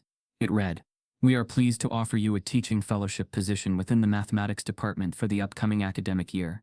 This opportunity reflects both your unique brilliance and our belief that knowledge must be accessible from voices beyond the expected." Elijah held the paper in both hands. He'd spent months trying to survive Harvard. Now Harvard wanted him to teach. Marlene cried when he told her. Not loud tears, not even big ones, just a few that slipped out while she cut carrots at the kitchen counter. "A teacher?" she whispered. "At Harvard?" Elijah nodded. "Yeah." She smiled through the tears. "You remember what I said? About being invisible?" "I remember. You were never invisible," she said. "You were just too bright for them to see at first." Word spread fast. Students lined up to register for his class before the course listing was even live. Emails poured in from undergrads asking if he'd offer one-on-one help. Others from first-generation students simply wrote, "You make me believe I belong here too." But the most unexpected email came from someone else entirely. It read, "We watched what you did, what you endured, and how you turned it into something none of us saw coming. We'd like to speak with you about an opportunity that could change the way students see themselves forever." Netflix Original Productions. Elijah stared at the message, blinking slowly, as a second email arrived, this time from the president of MIT, offering him a visiting scholar position with a single subject line. "We'd like to build something new, with your name on it." Elijah stood outside room 213 of the math department building, clutching a thin folder and the classroom key the university had handed him less than an hour ago. His name was etched onto the small sliding placard beside the door. Elijah Carter, teaching fellow, applied mathematics. He stared at it for a long moment. Same building, same floor, just 3 doors down from where Professor Belmore used to teach his elite theory seminars. The same man who once told Elijah to stick to what your family knows. Elijah took a breath, slid the key into the lock, and stepped into the room. It smelled of whiteboard cleaner and polished wood, sterile and expectant. Rows of freshly wiped desks faced a single chalkboard, still smudged with ghost equations from the summer term. He walked to the front, dropped his folder on the desk, and looked at the empty chairs. Tomorrow they would be full. And this time, he wouldn't be the one raising his hand. He'd be the one choosing who got to be seen. The first day of Elijah's seminar broke the building's fire code. 35 students crammed into a room designed for 22. Some sat on the windowsills. A few lined the back wall, notebooks balanced on their knees. One student brought a camping stool. Elijah walked in wearing a black button-down and beat-up sneakers. No PowerPoint, no coat and tie, no performative distance, just chalk in one hand and a dry marker in the other. He didn't open with a formula. He opened with a question. "Has anyone ever told you you're not supposed to be here?" Silence. Then, slowly, a few hands rose. Elijah nodded. "Good," he said. "Then let's make this space proof that you are." He turned to the board and began. The material was intense, a hybrid of abstract linear algebra and real-world algorithm modeling. But Elijah didn't teach like a gatekeeper. He taught like someone who remembered being locked out. He rewrote equations in plain English. He invited wrong answers and praised creative attempts. He challenged assumptions about what brilliance looked like, how it sounded, who it came from. Within 2 weeks, his seminar had a wait list longer than any other math course on campus. The department wasn't ready. They had assumed the attention would fade. That Elijah's popularity was a flash driven by politics, not pedagogy. But students kept coming. And they weren't just the usual suspects, not just legacy kids or math club veterans. They were first-gen freshmen, transfer students, undeclared majors who hadn't touched calculus since high school. One girl, Mayra, from Dorchester told him after class, "I thought this place was going to chew me up, but you make it feel like I could actually solve something." Elijah smiled. "You already are." She later became his top student. Behind closed doors, some faculty weren't pleased. "He's making the discipline too accessible," one senior professor complained. "His lectures feel more like rallies than rigor," said another. But even as the whispers grew louder, so did the impact. Students published blogs titled, "How Elijah Carter Changed How I See Math." A Reddit thread of his lectures trended under the tag, Carter Method. One clip where he solved a previously unsolved variable rotation in real time, using a story about elevators and janitor carts, hit 2 million views on TikTok. The students called it chalkboard poetry. Then Elijah made his next move. He launched a campus initiative titled Roots and Rewrites, a support and tutoring program for first-generation college students interested in STEM. It started with 5 volunteers. By the second month it had 60. He held Sunday workshops in underused classrooms. No grades, no pressure, just access. He brought in graduate students of color. He created a rotating spotlight where students could present their own solutions at the board. "You're not guests here," he told them. "You're future architects of the system." One rainy afternoon, Elijah passed the departmental mailroom and noticed Belmore's name plaque had been removed from the faculty directory. Curious, he asked one of the admin aides, a woman who used to ignore him during his first semester. She didn't meet his eyes but muttered. He resigned, quietly. Elijah didn't ask why. He already knew. The man who mocked him, who filed the report, who stood behind sabotage, had lost his committee seat, then his faculty vote, then finally, his footing. Now he was just a name in past minutes, dust behind a closed door. A few weeks later, Elijah received an email with the subject line, "Peer Review Decision, the Journal of Mathematical Innovation." He clicked it, expecting the usual revision requests, minor edits. Instead, the first sentence read, "We are pleased to inform you that your paper, Asymmetric Cascades in Modular Space, a Non-Traditional Derivation, has been accepted for publication." Elijah blinked. It was his first solo submission, or almost solo. He scrolled to the bottom. The acknowledgements read, "Special thanks to Marlene Carter, whose questions made the answers clearer." He had co-authored it with his mother, not in the academic sense, but in spirit. She was the reason the cascade model existed. The nights she asked him to explain his proofs over dinner, the metaphors she made up to understand them. She had forced him to translate genius into language, and in doing so, she helped him write something timeless. He printed a copy and handed it to her the next weekend. Marlene read every page, didn't understand half of it, but she held it like scripture. "Your name," she whispered. "Right there, in a journal. Our name," Elijah corrected, tapping the line with her initials. Her hand covered her mouth. "You're not supposed to credit me. I'm not supposed to be here either," he replied. But here we are. As the semester closed, Elijah's name became more than campus famous. It became foundational. Other departments began requesting guest lectures.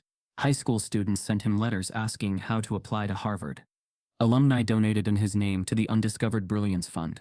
But for Elijah, the goal wasn't to be admired. It was to make sure no one had to fight for visibility the way he did. That no other janitor's child would be mocked for sitting in the front row. He stood by the doors of every Sunday session, personally greeting students as they arrived. Not because he had to, but because no one had done it for him. One evening, while clearing the board after a packed seminar, his phone buzzed with a notification. The subject line was vague: Preliminary Inquiry, Nobel Math Review Board. He frowned, opened it, and read the first sentence. "Your recent publication has been cited in a multi-institutional research proposal for inclusion in early-stage consideration for the Fields Medal under the Emerging Scholar criteria." He dropped the eraser mid-air.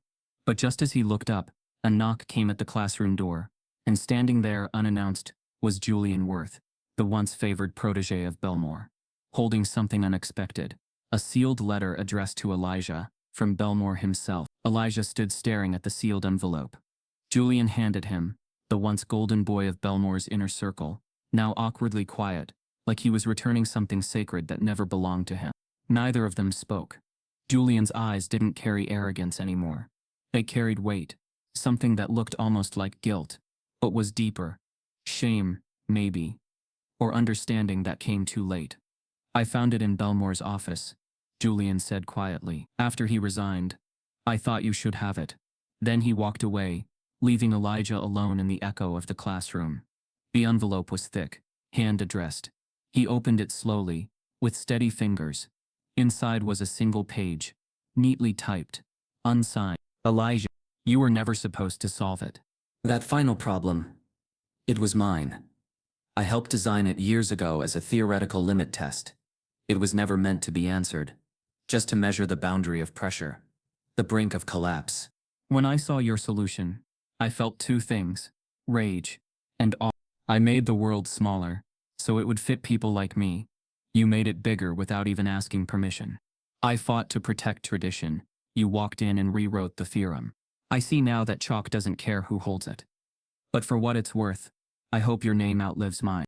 Elijah read it twice, then folded it once and tucked it into his journal. He didn't need an apology. This letter wasn't that. It was something more haunting. It was an admission of loss from a man who'd built his entire legacy on keeping others out. And Elijah had undone it, not with protest but with proof. A week later, Elijah's paper was published. The title, Asymmetric Cascades in Modular Space, a non-traditional derivation. But it wasn't the title that made waves. It was the first line of the acknowledgments. This work was first developed during nights spent in a cleaning cart hallway, mentored by the patience and clarity of my mother, Marlene Carter, whose questions taught me to solve with compassion. That single line sent shockwaves through academia. Here was a paper that not only introduced a method of solving recursive cascades in nonlinear modular frameworks, but quietly dismantled a foundational model long attributed to Belmore's teachings. It didn't attack him. It simply outperformed him. Elegantly, clearly, without spite, without needing to explain how a janitor's son could solve what a room full of professors couldn't. Harvard faculty were forced to confront it. A closed-door department review of Elijah's work ended with an unusual statement. The Carter derivation will be integrated into curriculum starting fall semester as an alternative framework. We are witnessing the beginning of a new mathematical conversation. Outside Harvard, the reaction was even louder. The mathematical review called it a framework so intuitively counterintuitive, it disrupts what we considered fixed. Oxford's mathematics department sent a formal invite for Elijah to guest lecture at the Hilbert Symposium. Stanford's AI Research Division reached out for collaboration. CERN, yes, CERN, offered him a fully funded visiting research position to integrate his model into particle theory simulations. Elijah turned most of them down. Not out of pride, out of clarity. I still have work to do in Boston, he told each of them. Because Elijah hadn't come to Harvard to escape. He came to change what it meant to be here.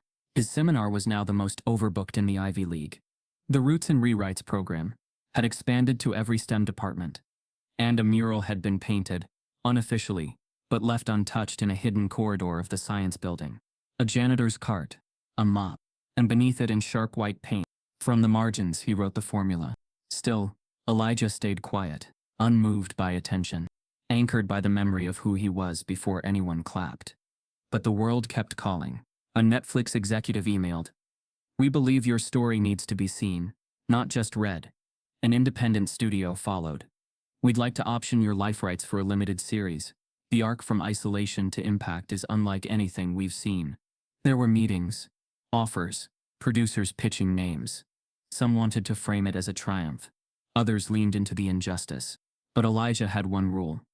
"If you can't fit my mother into the first 10 minutes, he said, you don't understand the story." He walked into Marlene's apartment late one evening and handed her a printed email. She squinted. Then her eyes widened. "Movie?" He nodded.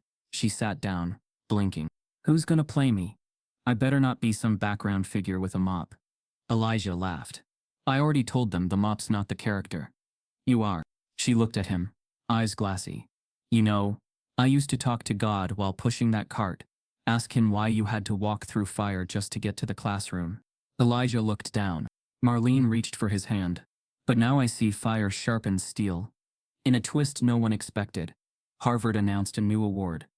The Carter Fellowship for Mathematical Access. It would fund the education of 10 first-generation students a year. Full ride, mentorship, housing. The first award ceremony was held in Sanders Theater. Elijah wore the same Navy suit. But this time when he took the stage, it wasn't as a contestant. It was as a founder. He stepped to the mic and said, "I used to solve problems at night while the lights buzzed and the floors echoed. They thought I was chasing a seat. I was actually building a table." The room stood as one. Backstage his phone buzzed again. Another unknown number. A voicemail. He played it. A woman's voice, crisp, direct. "Elijah Carter. This is Deputy Director Rachel Lynn, from NASA's Theoretical Applications Division. We've been reviewing your modular framework. It might be exactly what we need to unlock a new navigation model in multi-body gravity fields." A pause. "We don't usually call students, but you're not usual. Call us back." As he looked up, Mayra, his once struggling student turned top scorer, burst into the room, holding a printed letter, breathless. Elijah, one of your Bronx students just qualified for the National Collegiate Math Championship.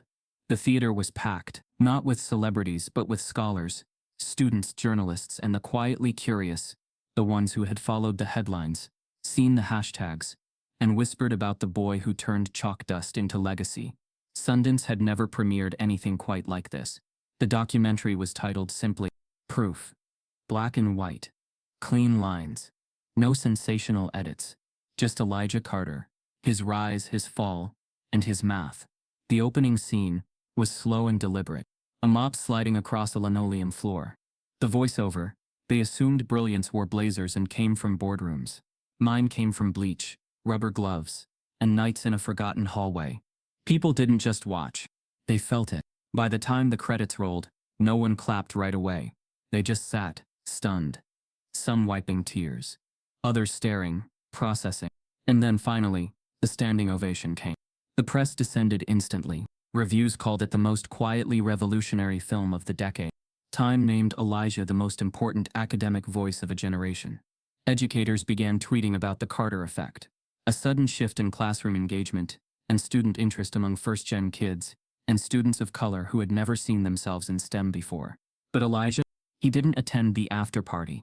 Instead, he called his mom from his hotel room. They said I looked powerful on screen, he told her. Marlene chuckled. You've always looked powerful, baby. They just finally aimed the camera in the right direction. Within weeks of the premiere, social media reignited a national conversation. Louder, rawer, and more pointed than before. Justice for Elijah returned. So did Gatekeepers Gotta Go. A thread went viral from a black STEM PhD student. I watched Elijah Carter solve what they said was unsolvable. And then I remembered all the doors slammed on me. Not because I wasn't ready, but because I wasn't the right kind of smart. His story is every hidden genius they buried. Another tweet said, they tried to break a janitor's son with a chalkboard. He used it to carve his name into history. And Elijah, true to form, didn't monetize the moment for himself. Instead, he launched the Open Desk Fund, a scholarship program for children of janitors, cafeteria workers, and maintenance staff across U.S. colleges. The first 5 recipients were announced in May. Each received full rides, personal laptops, and mentorship, not from random faculty, but from Elijah himself. He didn't just write checks, he FaceTimed them weekly. When a recipient named Darnell, the son of a cafeteria worker at Yale, said he was nervous about being the only black kid in his quantum physics class, Elijah smiled through the screen and said, let them be nervous about you instead. The impact grew. Colleges were pressured to audit legacy admissions. Top-tier institutions began partnering with Elijah's foundation to rethink access, recruiting from schools they once ignored. Even mainstream media had to confront the inconvenient truth his story surfaced. That genius doesn't always wear privilege, and access isn't the same as talent. Quietly behind the scenes, Harvard dealt with its own reckoning. Without fanfare or public notice, Richard Belmore was removed from the university's faculty registry. His office emptied, his name deleted from current course listings. No official statement, no tribute, just disappearance. The kind that universities specialize in, when erasing shame they don't want to explain. Students noticed, of course. Some asked Elijah if he felt vindicated. He only said, I didn't need them to erase him. I just needed them to stop erasing us. The more fame grew, the more Elijah retreated from it. He declined speaking tours, Netflix cameos, even offers to co-author memoirs with high-profile writers. One agent begged, this is your moment. You could be on every screen. Elijah shook his head. Being seen is nice, he said, but making someone else feel seen, that's the real win. So he turned his focus to the classroom, but not the ivy-covered ones. The next shock came like a quiet explosion. An official application submitted through the NYC Department of Education portal. Applicant, Elijah Carter. Position Advanced Math Educator. District, Bronx, NY. School, East 17th Public High School. No press release. No announcement. Just one man walking into a system still cracked by poverty, dropout rates, and the absence of belief. When the news leaked, journalists rushed to confirm.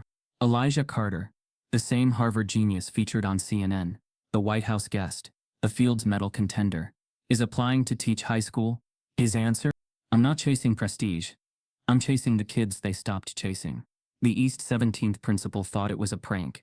She called him twice before believing it was real. When he walked through the school's faded doors for the first time, students barely reacted. They didn't know who he was. Just another teacher in 2 clean shoes. But within a week, everything shifted. He started an after-school club called Equation Breakers. He rewrote their math curriculum using real-world metaphors. One student said, "I didn't know math was allowed to sound like me." Another asked, "Wait, you used to mop floors too?" Elijah smiled. "That mop funded my first theorem." By spring, a student named Jamal, who hadn't passed a math class in 3 years, turned in a 40-page proof portfolio. Another, Alyssa, wrote her college application essay on Elijah's Sunday lessons in resilience disguised as functions. And then the twist. Mara, the Harvard student Elijah once mentored, burst into his Bronx classroom one afternoon, holding a printed letter. She was breathless. "Your student," she said. "Jamal, he made it. He just qualified for the National Collegiate Math Championship." Elijah froze. "Jamal? The boy who once said math felt like a locked language?" He blinked, then smiled. "Looks like it's time to start rewriting the ending." But as Elijah sat with Jamal to prep for the contest, an email popped into his inbox, this time from the Secretary of Education. "We'd like your help designing the future of American public math education, starting with rewriting the national curriculum." The morning sun barely lit the cracked pavement outside East 17th Public High School when Elijah stepped out of the subway, dressed in a simple charcoal blazer and carrying nothing but a messenger bag. No cameras, no entourage, just purpose. To most of the students watching from the front steps, he was just another new teacher, until a girl squinted and whispered, "Yo, is that the math dude from Netflix?" The others didn't believe her. Not yet. But word would spread. Not because Elijah bragged, but because his presence made people pay attention to what they had overlooked for too long. He walked through the front doors of a building the city had ignored for decades, where plaster peeled from the ceilings and the advanced placement program had been shut down due to budget cuts. This was not a school that saw dreams fulfilled. It was where dreams came to quietly fold. But Elijah had a different plan. When asked why he chose East 17th over any Ivy League post or a think tank appointment, Elijah's answer was always the same. "I'd rather plant seeds where no one else is looking." And he meant it. Because he'd been one of those seeds, overlooked, undervalued, assumed disposable. The students at East 17th weren't broken. They were buried. And Elijah had come to excavate brilliance. He started with the forgotten kids, the ones other teachers labeled disengaged, the ones with discipline records longer than their transcripts.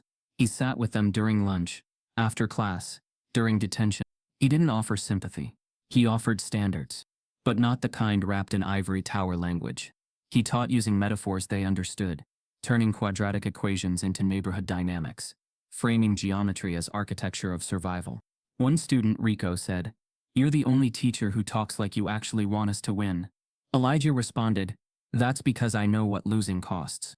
He found an unused supply closet on the second floor and converted it into a math lab, painted the walls himself, installed a donated whiteboard, and brought in second-hand computers from an MIT outreach donation.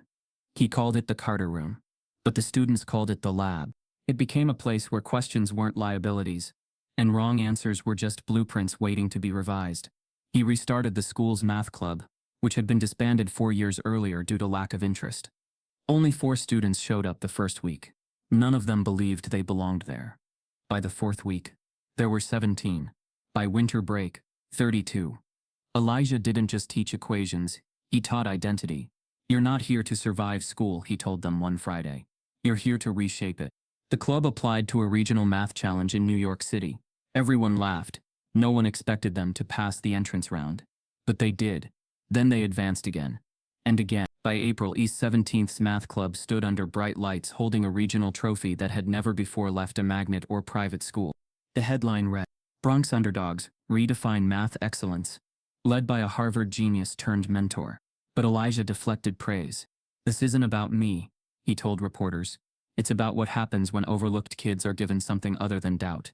Still, the invitations didn't stop. Cambridge emailed. Yale offered him an endowed chair in educational equity. Silicon Valley courted him for AI modeling. He turned them all down. Instead, he brought them to East 17. He invited a Fields medalist to speak during Career Day. A Nobel winner hosted a remote Q&A. A former NASA engineer ran a weekend coding boot camp in the Carter Room. The school's attendance numbers improved. The dropout rate dropped. Standardized scores climbed for the first time in 5 years. And still, Elijah arrived early every day, held extra office hours, and personally called parents of struggling students, not to scold, but to strategize. "You don't call to complain?" one mother asked him, confused. "No," Elijah said. "I call to collaborate." But not everyone celebrated. A few veteran teachers whispered about outsider attention and new blood-stealing headlines. Some claimed Elijah was doing it all for show, until they sat in on one of his classes and saw what was actually happening. A student who had failed math 3 times solving a nested function with ease. A girl who had once been suspended for disruptive behavior, now leading peer tutoring sessions. A boy who'd been held back twice submitting a foolproof portfolio for statewide honors. It was not a show. It was a resurrection. One spring morning, Elijah entered the Carter room and found a quiet envelope on his desk. No name. Just the school logo and official seal. He opened it carefully. Inside was a letter from the State Academic Council. "We are pleased to inform you that your student Maria Hernandez has officially qualified for the National Collegiate Math Championship. She is the first student from a public Bronx high school to do so in the competition's history." Elijah sat back, silent, stunned. Maria, who hadn't even known what a proof was 6 months ago, had now made it to the same stage where they once tried to destroy him, and she was only 17.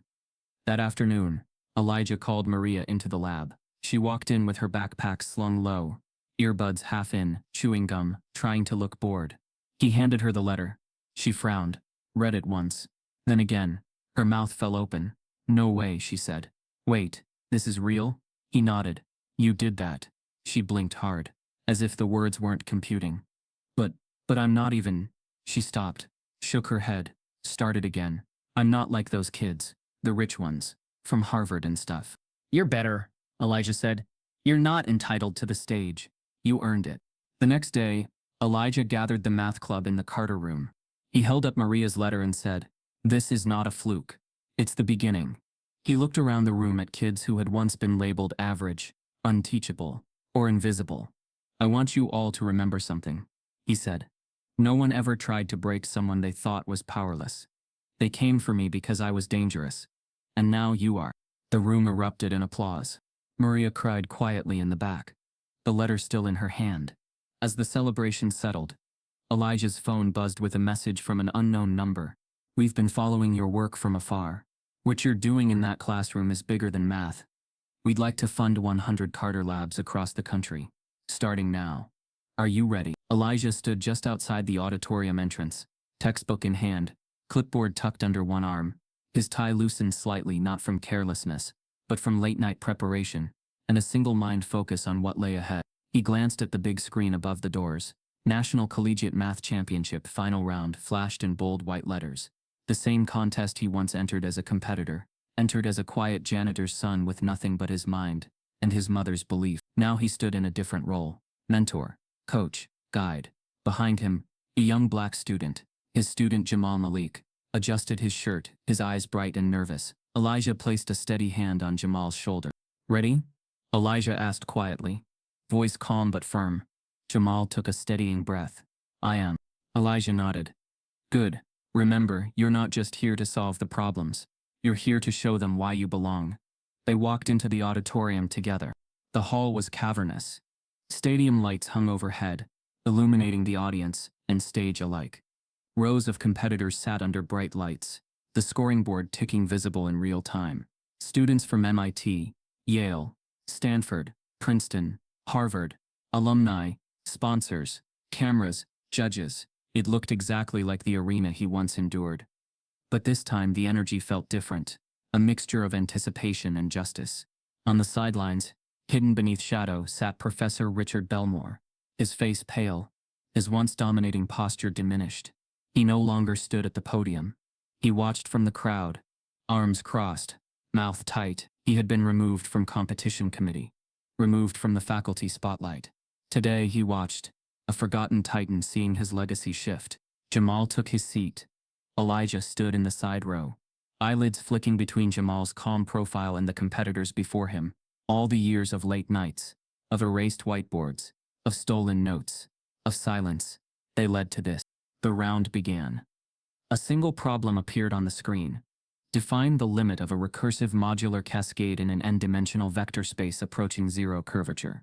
The crowd gasped. A problem thought untimed, unsolvable under competition constraints. Exactly the sort Elijah once faced. Jamal's fingers moved quickly, but under control. Elijah watched his method unfold.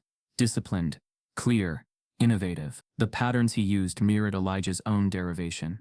But with a twist. Jamal incorporated a heuristic optimization inspired by video game algorithms, something Elijah had taught him in their weekly sessions. Competitors faltered, skipped lines, checked peers. Jamal pressed on. On the scoreboard, the percent complete bar hovered around 45%. Homes for high-ranked teams had expected 70% or more by now. Elijah tapped his clipboard and quietly muttered, "Stay with the cascade logic. Don't chase the stack." Jamal's pen flew. Belmore's eyes narrowed. He leaned toward a colleague. "He doesn't have their pedigree," he said under his breath. "Where did Carter even find the kid?" But the colleague did not respond. Jamal's page filled. A judge edged closer, peered over his work, eyebrow raised. 15 minutes left. Half the competitors submitted nothing. Others had scribbles that looked like partial proofs. But Jamal handed his paper in with 3 minutes to spare. He exhaled, and then looked across at Elijah, who nodded. They both knew. This was more than math. It was vindication. Backstage, when the results popped up, it was chaos cloaked in awe. Highest scorer Jamal Malik. East 17th Public High School. The announcement echoed through the hall. Students looked at each other. Cameras swarmed. Sponsors saved tweets for immediacy. Belmore sat frozen. His mouth opened, closed. He should have clapped. He should have congratulated. He did neither. Elijah walked up to Jamal and clasped his hand. "You did it," he said softly. Jamal smiled. "We did it. Because they had. Because someone who once was erased was now the man standing behind someone who had always been ignored." The audience applauded. The flash of cameras glowed. But amid the spotlight, Elijah felt something deeper than recognition. He felt justice. In the days that followed, the headlines read, "Bronx Public School student wins National Math Championship. From janitor's son to math mentor. Elijah Carter's full circle. Redefining brilliance. The Carter method produces champions." Jamal's victory became a symbol. But for Elijah, it was always personal. It was for Marlene, who scrubbed floors as he solved theorems. It was for the silent nights. It was for every student who felt invisible. He returned to East 17th the next Monday, not to bask in glory, but to announce a new initiative, Carter Circle. Champions training champions. Jamal would mentor next year. Mira would lead the club. And Elijah would focus on building an infrastructure that outlived him. Belmore never publicly responded. He did not issue statements. He did not challenge the results. But internally, the department felt tremors. A senior faculty member confided to a reporter, "We assumed the system protected itself. We were wrong." Elijah heard this quote secondhand and thought of something Marlene once said. "They don't fear you until you believe you belong." He now believed, completely. Weeks later, at a quiet event in the Carter room, Jamal approached Elijah. "Sir," he began, voice soft. "What happens next?" Elijah turned. "You," he smiled. "What we built happens because of you." Then he glanced at the plaque reading the Carter Fellowship for Mathematical Access. And then Elijah stood and said something that echoed through the room. "If you teach one child to see themselves in math, you change the world." As the applause faded, Elijah's phone buzzed with a new email notification. Subject: Federal STEM Task Force Invitation. "We need your input in designing mathematics for the next generation of learners." He opened it and saw the sender, United States Department of Education. No one should have to outwork prejudice just to be seen as equal. If you've ever been overlooked, silenced, or told you didn't belong, this story was for you.